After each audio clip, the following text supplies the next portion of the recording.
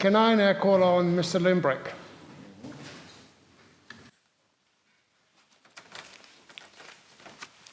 Thank you, Acting President. It will surprise no one in this chamber that the Liberal Democrats reject this attempt to continue the worst intrusion by government into people's lives in the history of this state. It's a badge of honour for us that the government has not even tried to negotiate with us because they know it is a waste of time to ask us to vote for a reduction in freedom. On this thing, they are correct.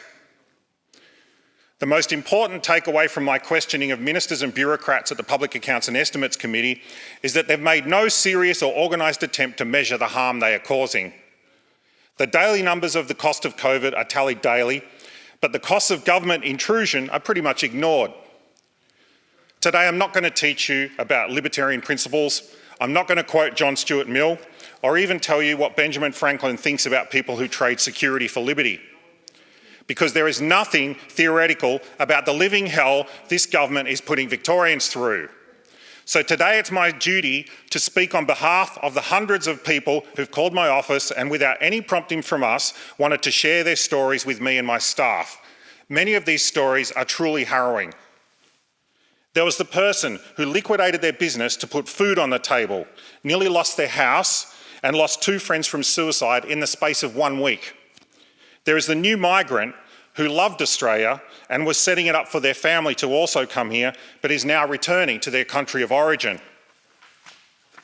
There was another story that I decided not to tell here because it's so distressing I doubted I could stand here and read it. There were the people who have put off weddings, the grandmother who is banned from visiting her first grandchild, a child who has stopped talking, the people so depressed they cannot leave their house, a school child so depressed they refuse to eat, a woman afraid that her son was a suicide risk because, as she said, he has nothing left to live for, no home of his own, no job and no hope. The calls were endless. Some constituents were crying and I had to advise my staff members to take a break for their own well-being. And on the evening news, we see a mother and her daughter being chased by police on the beach for our safety. A man questioned by police while taking his bins out for our safety. A woman tackled to the ground by police for our safety. A woman fined thousands of dollars for buying toilet paper a few kilometres outside her zone for our safety. A shot fired at a car by police for our safety. This is not government. This is state-sanctioned bullying. And anyone who wants to talk about a range of alternatives to the pandemic is accused of wanting to let it rip. We are smeared as conspiracy theorists and morally reprehensible extremists. Well, I've got some bad news for you. When police and protective services officers can enter homes without warrants, when people who lost their jobs are fined thousands of dollars, when people need permits just to go to work, and ministers have power to suspend acts of parliament, it's not us who are the extremists.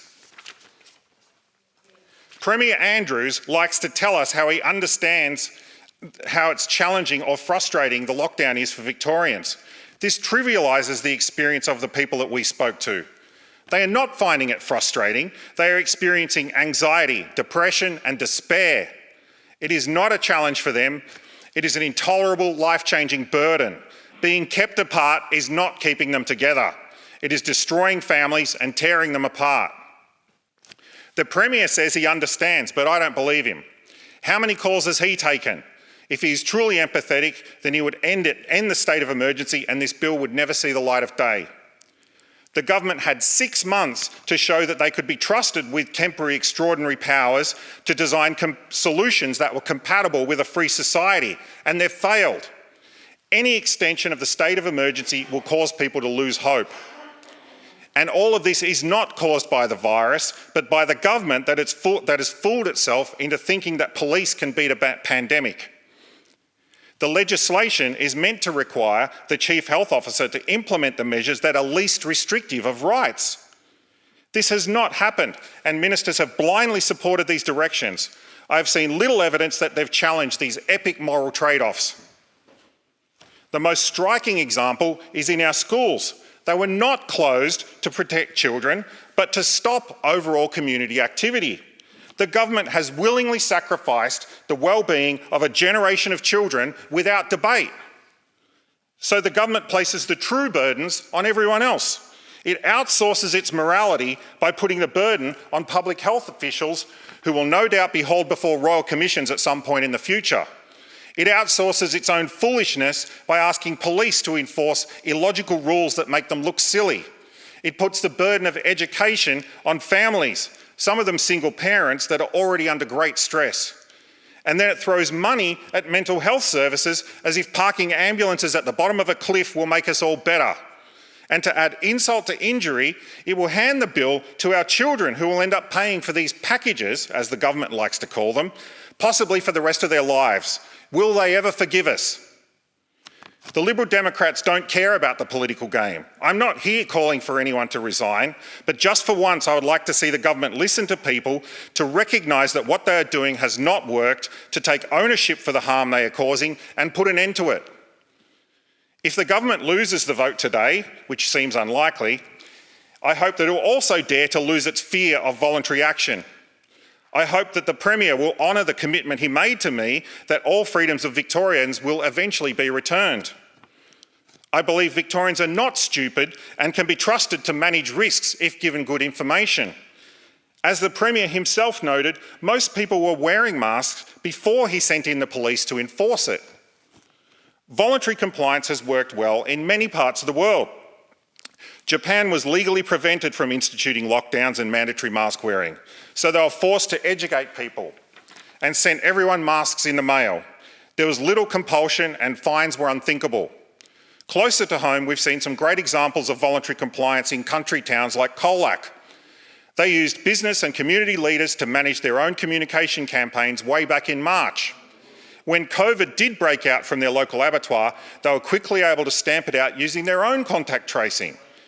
They demonstrated that they could control the pandemic without being bullied. This Parliament and the Victorian public had put their trust in the government that they would not use their extraordinary powers excessively. This government has had more than enough time to come up with solutions that are compatible with a free society. They have not even been able to articulate the end game or why we are doing this.